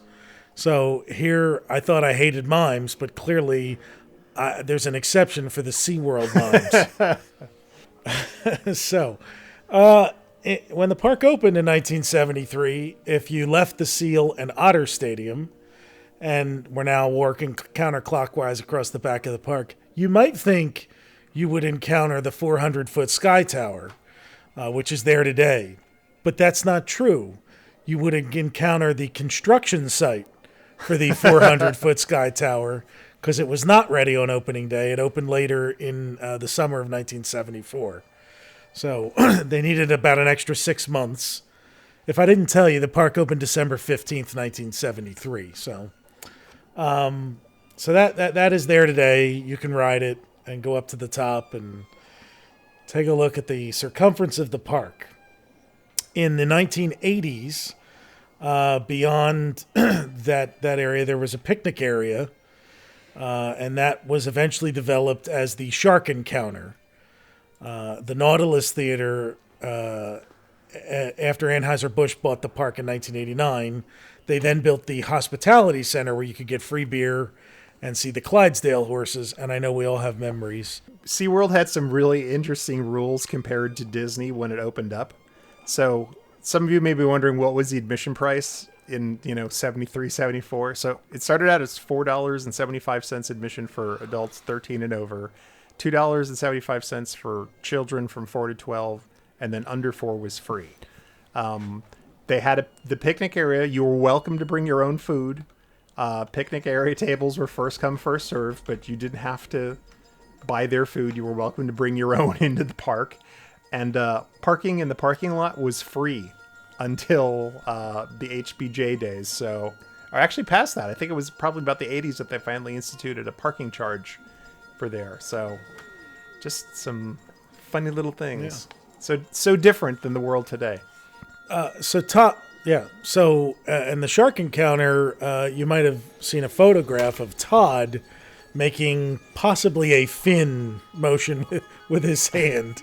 Yeah, I think that's what I was doing. I tweeted it out. We got a couple responses. Somebody says maybe an early Interbrand Park crossover as these are not the fish you're looking for. A bite motion, and this John says he remembers going there when it opened. And somebody else says I'm doing Baby Shark before Baby Shark was cool. So I don't know. It must be a fin. I don't know why my hand is straight out. A couple of things. So this was post the movie Jaws, but prior to Jaws 3 in 3D. So, not to pun here, but like the United States was in a frenzy of excitement about sharks. It's like when Jaws came out, like that really put sharks, into the public consciousness. So the idea for Shark Encounter, although banal now, was incredibly radical at the time. With the main feature being, this brand new, like large acrylic tube with a speed walk that would kind of take you underneath sharks in their environment. And that was radical. And they did I remember you would walk into the building, they would have a pre-show. So there was a little movie, sort of like a multimedia slideshow, kind of like Making Memories, with music and narration telling you about sharks and, how they didn't get cancer and, the smell that they had and how they could use, they could listen really well, kind of like sonar to hear where their prey was. So they would get you all hyped up with these facts about sharks to excite you about like what they were capable of doing. And then at the end of the presentation, they would push a button and the screens that you were looking at would slowly roll up, I believe, and reveal like the shark tank in front of you and all the sharks going by. And it was incredibly super dramatic.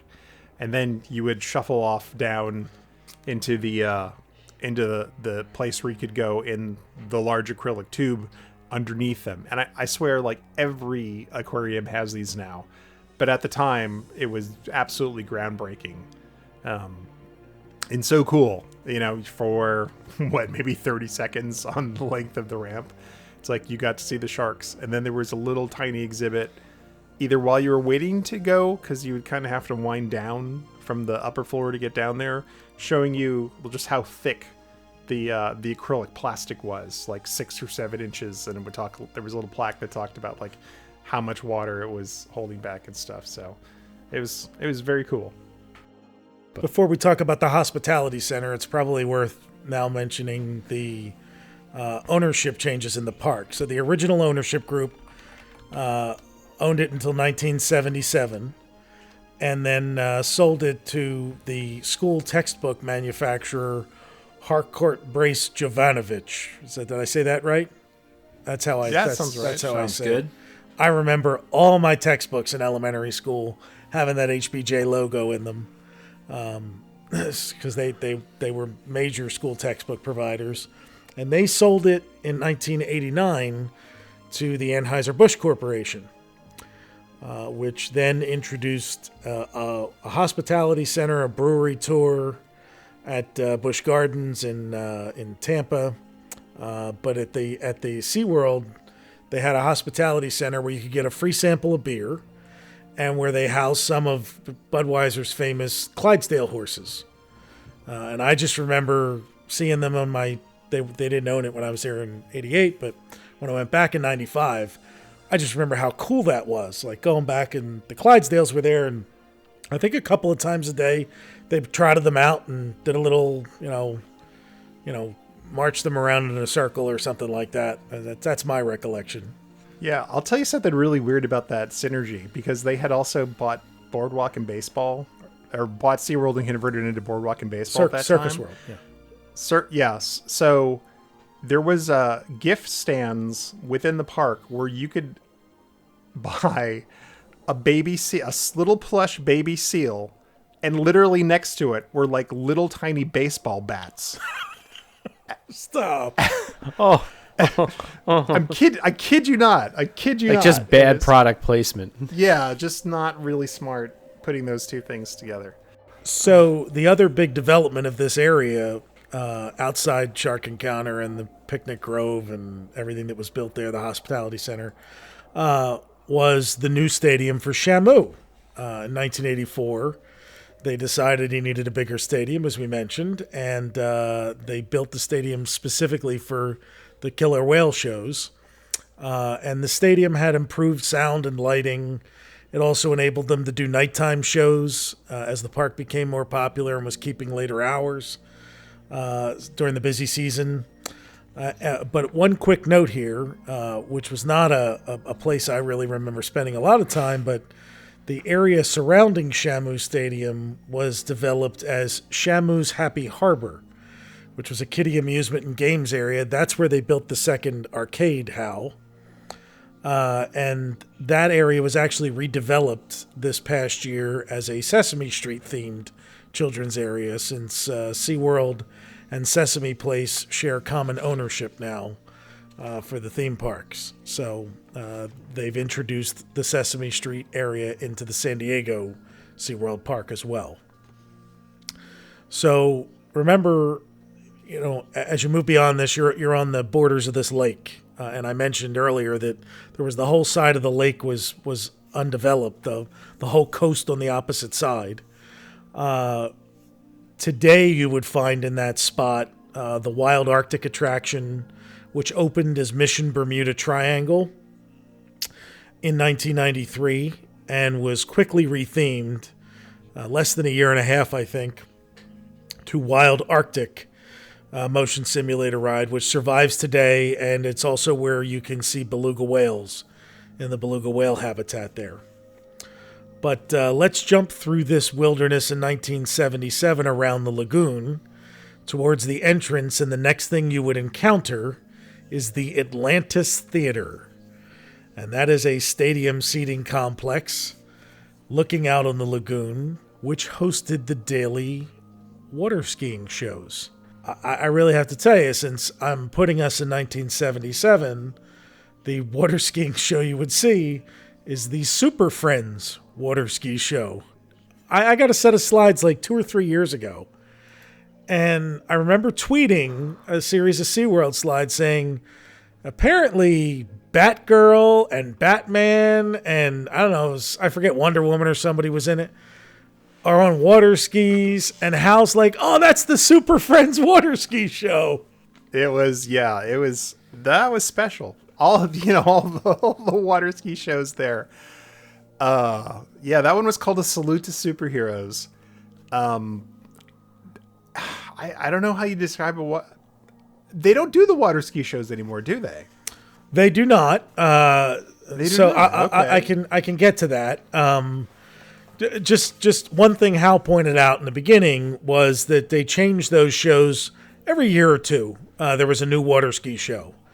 And the Salute to Superheroes, there was an Almost Anything Goes, which you said was a TV show with Regis Philbin and Ruth Buzzy. Yeah, it was like a audience participation, like challenge show, kind of like Truth or Consequences. Okay. So which I still have the theme song stuck in my head for whatever reason. I have many of the SeaWorld like ski show songs embedded in me for one reason or another. But yeah, I remember that one. The 80s, the 81 and 83 one was redonkulous. It was a Hatfields and McCoys. Yeah, and there was like at one point there's like this big pink pig suit that she would want. This pig would like be on water skis. It was hilarious. And they had like weird, like ski boats that looked like they had a bunch of like wooden, kind of like the Beverly Hillbillies, except on boats instead of on things. It was amazing. Yes. So the one I must have seen, since you said it ran 4 years, right smack dab in the middle, was Ski Pirates. And I guess I have a vague recollection of that. And sometime, they did these. I know maybe it was the 95. I saw it was like a Miami Vice themed or something, like they were fighting crime and there was like a bullet speedboat and I think there was an explosion and they were like chasing bad guys. And so that's yeah. fancy. So, and they would the cool thing I remember was these guys, and gals going, 50, 60, 70 miles an hour or whatever on these water skis. And then just jumping out of the water right onto this to the beach to like perform their scenes like in full like I had never seen that before. Like we don't see a lot of water ski shows in Bluebell or Philadelphia, so it was kind of neat. But yeah, I know some people sent us some details about the superheroes ones because there were stuff that I did not remember that other people did. Because one of the oddly fascinating things about that show is, besides the water skis, they actually contracted with the then famous magician Harry Blackstone Jr. to come up with illusions that they integrated as part of the water ski show. So there were magic tricks involved in this thing too. So I guess there was like Reuben being put in a bed of nails and it would collapse and like he would disappear, and there were all kinds of things where like people would disappear from one place and then reappear, like 200 yards out, like out in the middle of the water someplace else. So it was full on DC Comics, Superman, Aquaman, Wonder Woman, all the big players. Like I think either 23 or 32 DC superheroes appeared in the show. So that's a lot. Quite something. But think of it in the context of it's those 70s costumes, but even taken to like one lower level because they have to be waterproof. So it was, today you would look at it and think like, oh, that's super quaint and goofy. But at the time, I'm sure at the time you're saying, hey man, I got in for $475. This isn't bad, Right. Now, what's interesting up here, towards the end of the water ski show era, we actually had, which I thought was super cheesy, but it almost is a throwback. We had a Batman ski show up here, and the ski boat almost looked like the Val Kilmer era Batmobile with the big pointy fin in the back, that whole thing. But the ski shows are always awesome. I love a good ski show. Yeah, they're super entertaining. So they do a lot of the stuff they do still today at Cypress Gardens. So they would build a human pyramid. Mm-hmm. There would be jumps. Often there'd be paragliders attached to it. And for some reason, there was always like a high diver from a platform that was integrated as part of the show. Why not? Yeah, because what the heck. We got some so they would do Cypress Gardens skis with our boat when we got it. They came with it. It's like branded nice. Cypress Gardens. They're always they're out there. Yeah, the high diver, they always do the thing where they like light up the circle of water on fire where he's going to jump in, and then the person jumps into the circle of fire just to make it even more impressive. But one of the big news stories up here, I looked this up before the show, 96, we had a Ohio SeaWorld ski show accident. And it shut down the ski shows nationwide, so it kind of applies. But long story short, I guess these ski boats they turn on a dime. I mean, they're really really neat things to drive. They handle like a sports car, and I guess what they would do is they'd whip a big almost like a 180 right in front of the grandstand and throw some water up on him. Well, he didn't make the turn. It went up on the dock into the grandstand. I don't think anybody was overly hurt, but still, they halted all shows for an investigation, and then they removed the grandstand splash, I guess. So that actually happened also in 1986 in Florida during the Ski Pirates show. One of their performers, 24-year-old Tony Garrison, was killed when his jet ski slammed into one of the speedboats after he got a late start on his routine, because it mixed, jet skis and speedboats, and so he was about 20 seconds late, and instead of just not performing the piece, he tried to catch up, and so that was one fatality there. In the mid-2000s, after the water ski shows became more and more seasonal instead of running all the time, SeaWorld eventually ended them and replaced it with Reflections, which is not a Disney vacation club or a strip mall massage parlor, but a light and fireworks show that ran until 2016, and replaced it with a seasonal Electric Ocean fireworks and dance party. Today, the complex is still there. It's called Bayside Stadium, and it's primarily where they host live musical acts during their concert series and festivals and other special events. And I'll tell you, Brian, when it was built, it was actually also built for that purpose. So that isn't so much a repurpose, but a continuation of its original intention. So besides the ski shows, that was also the place where you could see, like, if you didn't go to the top of the World Supper Club at the Contemporary, it's like, this is where you could see the big name entertainment. They had like a 60-foot stage that they would bring out, it float in the middle of the water, where the main performers would go on. So they had people like Wayne Newton and Doc Severinsen, Dinah Shore, Ethel Merman, Helen Reddy, Tony Orlando, Arthur Fiedler, which I assume he had an orchestra out there with him, Chris Christopherson and Rita Coolidge, Perry Como, Art Linkletter, and Bob Hope also performed. I wonder if he stayed in the Bob Hope suite at the Hotel Royal Plaza before he when he was playing at SeaWorld. That would be something. Yeah, I hope so.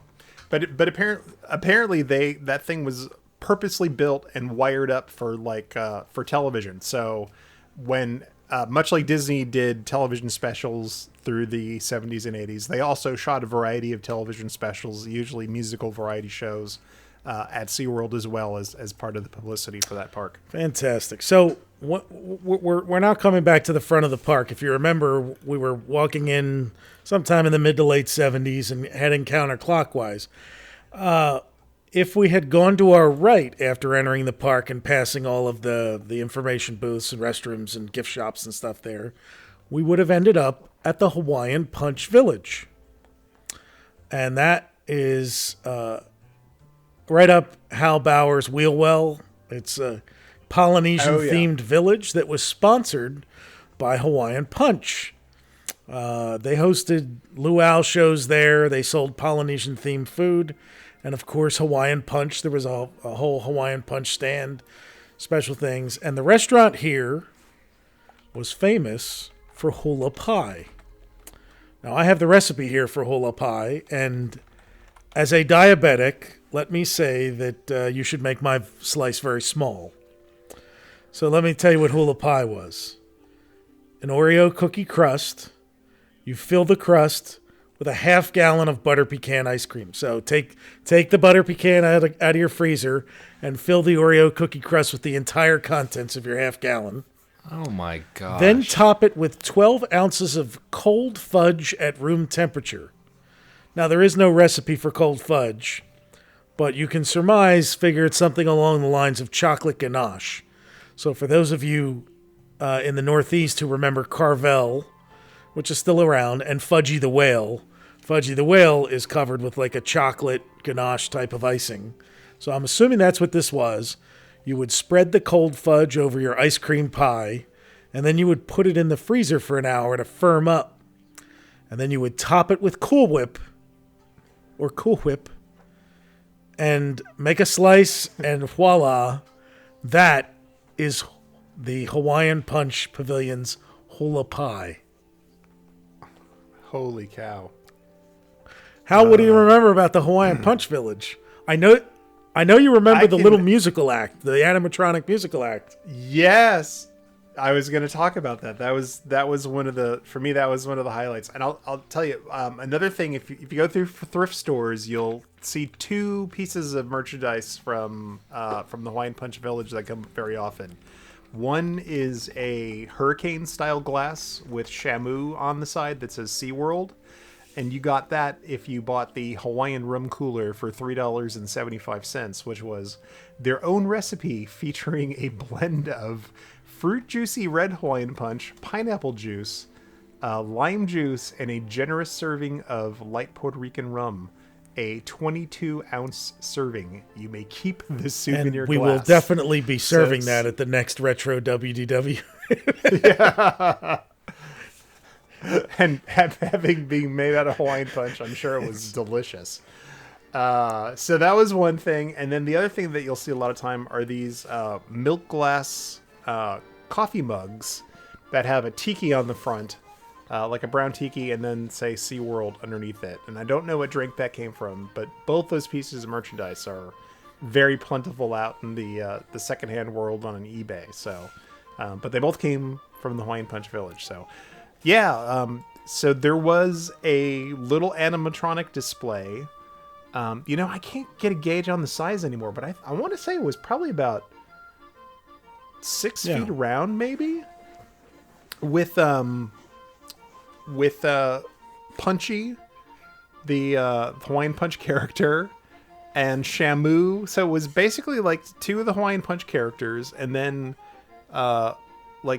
cartoon versions of Shamu and other characters like playing music. And I don't know what song it played, but there was some kind of song on a loop, and basically they had ukuleles and drums and things, and they were supposed to be playing this song that was there. And you could walk up to this thing and see it.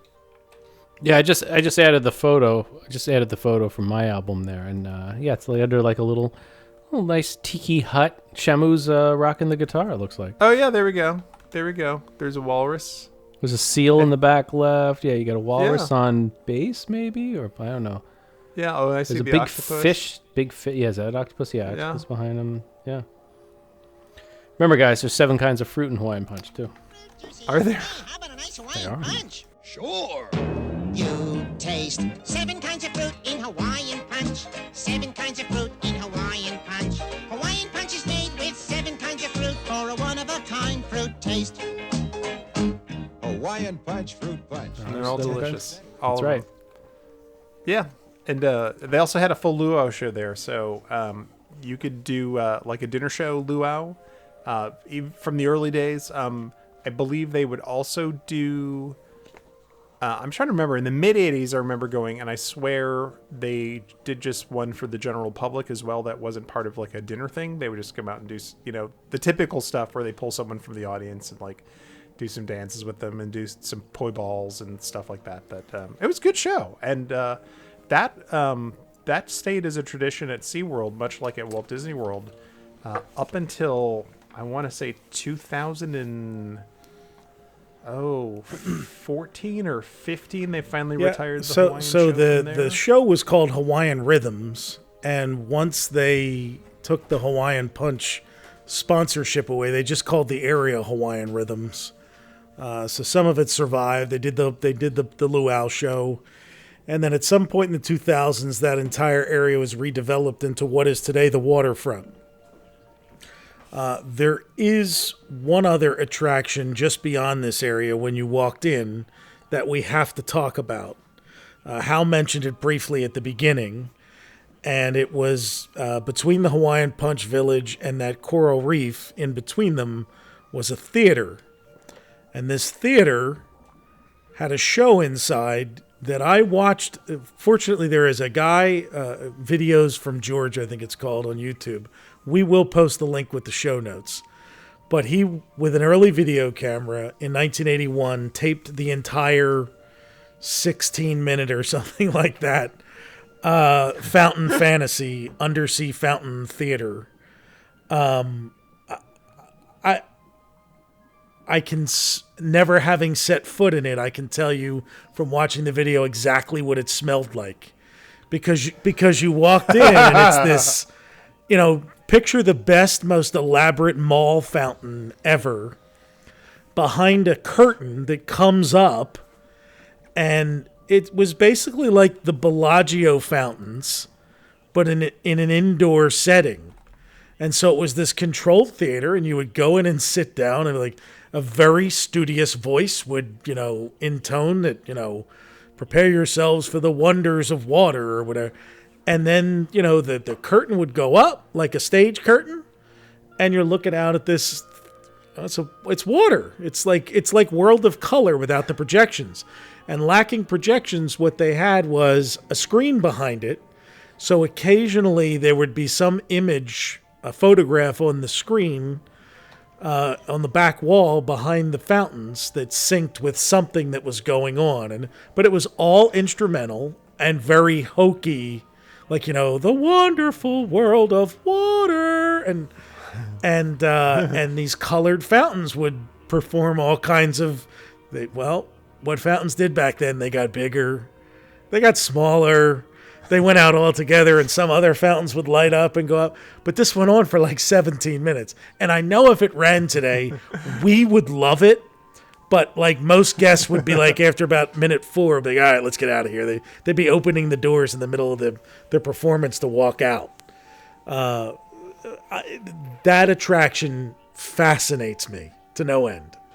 I have vague recollections of seeing that, but I really remember the show that replaced that show more than anything else, and that was let me find it. That ran until 1983, Brian, believe it or not, and then it was replaced by a character show that was actually really well done and incredibly elaborate, called The Undersea Fantasy.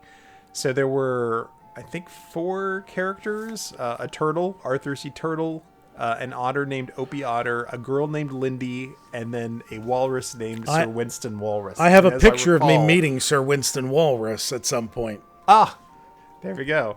So, to the best of my recollection, it starts with an opening where the girl has to do a report on undersea life, and she kind of falls asleep in her bed, and when she wakes up, she's in this very elaborate, it then turns to live action, and they built this huge, like 60-foot wide stage, where the fountains were, with all kinds of coral, and there were animatronic characters like in the coral.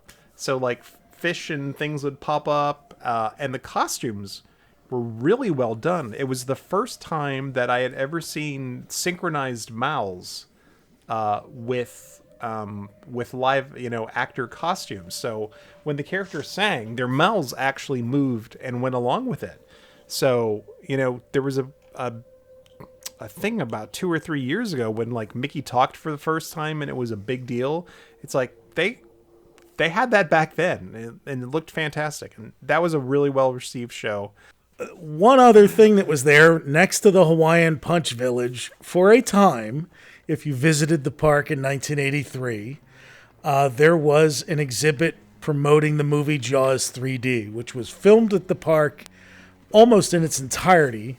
The water ski show we talked about plays a pretty central role in the plot, so it's worth watching for the historical look at the park before it got all jazzed up, if not for the cinematic value. I will tell you, Jaws 3D, which was not a box office success, ran non-stop on cable through most of the 80s. Like, it was just one of those cheap movies that they could run, all the pay channels could run non-stop.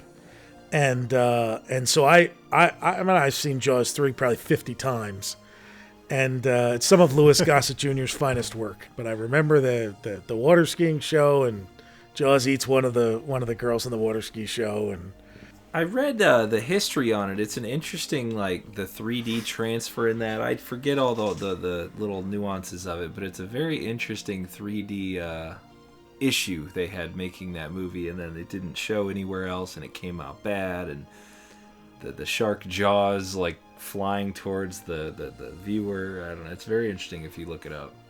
So that is by no means complete. I will say I visited the park for the first time in a while this past holiday season, and they're really doing some great things there. So we don't normally promote like things of today. But if you've not been or haven't been for a long time, it is absolutely worth your time to get over there, because there is still a lot of classic elements of the park that we've talked about that are still there. Some of these displays haven't changed much at all, and then others have changed dramatically. It's been greatly upgraded. As I said, it's a lot of coasters now. In fact, they keep adding. I think they have the biggest coaster in Orlando is there, which I know I rode a year or two ago. Was it Manta? I think is the big one. I think Manta's the one that I rode. Yeah, I fondly remember the park. It's fun to have my home movies as well as the photos to take a trip back. But thank you, Brian and Hal, for doing all that research. A lot of neat stuff. So if you do have SeaWorld photos, we'd love to see them. Share them on Twitter and Facebook. Send them to us. Take a look. We'd love to share them out as well with this episode. So if you do have them, send them over to us, and you can write to us at podcast@RetroWDW.com. So, guys, I know it's the year of the film. JT, just a real quick update. We've released a bunch of new videos. You want to just maybe hit on 4 or 5 of them so people know what to go out there and find? We're so close to hitting 5,000 subscribers. So if you haven't subscribed, hit us up. That number's slowly growing. We did release it was a pretty big hit from the Disney Channel. It was a walk around all the resorts, I think, from 1991. We did a very short Interventions commercial timed with the demolition of the building just happening. Yeah.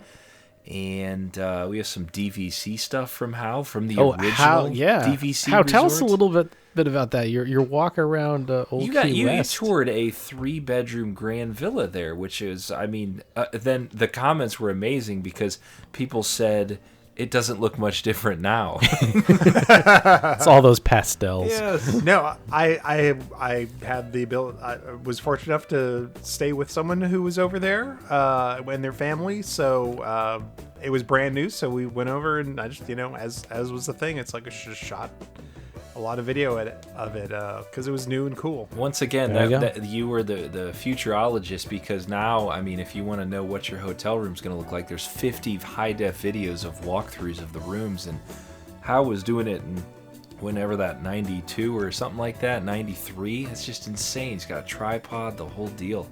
Did it in style. Yes, and we do have a lot more coming, though. Like, we have something queued up roughly for at least once a week. The Big Horizons release is coming. There's a lot to be seen in the year of film, and we haven't even scratched the surface. So yeah, lots to do. And also, JT, I didn't tell you this. I did experiment with the HD upscaling AI software for some of the Day at the Magic Kingdom and the Day at Epcot Center. So we might have some interesting experimental HD upscaled, versions of those. So we may let those out of the bag too. So very cool. But we'll be back hopefully next month. We know there was a little bit of a break between episodes here as we're preparing Horizons Revisited, which will will be coming out later this month in March. And a lot of us were traveling and whatnot, so it's hard to get all of us together. But we do have an interview coming up with somebody who did something in the past and something that's coming back. So stay tuned for that one, another mini episode coming up. And we'll certainly figure out where to go next. We'll head back to the Walt Disney World Resort, the vacation kingdom of the world. And, I know we're probably later in the year you think we'll do the walking tour of the studios, right? Probably mid-year? Mid-year, yeah. And, we'll be back next month with something else. How any t-shirt designs? Maybe, I got a good one for it. What about the take a look at my video. The look of the the Shamu folks with the stripy jumpers is fantastic. We could replicate that in cotton jumper. Yeah, it's like jumpers. Blue and red and yellow. Maybe we could do something with those colors. The Shamu attendants. Yes, the trainers. I was actually looking at some photos. I was remarking to myself like how incredible their outfits were. It looks like Superman ice cream. So, stay tuned. Hopefully, Hal, you'll have some other designs for us coming up. And there's also you did one for Backlot, right? Yeah, we did the Mojave Oil. So certainly get those at RetroWDW.com/support us. So with that, we thank all of our listeners for taking time out of your day to listen on your commute or whatnot. If you can, give us a shout out on iTunes, give us a review over there, and as always, follow us on Facebook and Twitter. And we'll see you next month. And with that, Brian, take us out. Follow the Lake Buena Vista Historical Society on Twitter and Instagram at LBV History and on the web at lbvhistory.org. Follow Todd McCartney and RetroWDW on Twitter, Instagram, and Facebook at RetroWDW. For all things Retro Disney World, including exclusive merchandise, visit us on the web at RetroWDW.com. On Twitter, follow our web designer Jason Bartel of Deepwater Studios at JasonDWS, our announcer Andre Gardner at Andre Gardner, and follow our hosts Hal Bowers on Twitter and Instagram at GoAwayGreen, for JT Kuzier on Twitter at LS1JT, on YouTube at Rubber City Motoring, and on the web at rubbercitymotoring.com. And you can find me on Twitter, Facebook, and Instagram at Brian P. Miles. Retro Disney World is the monthly podcast of the Lake Buena Vista Historical Society, a nonprofit, nonpartisan, tax-exempt 501c3 organization, and is not affiliated in any way with the Walt Disney Corporation or any of its subsidiary or affiliated entities.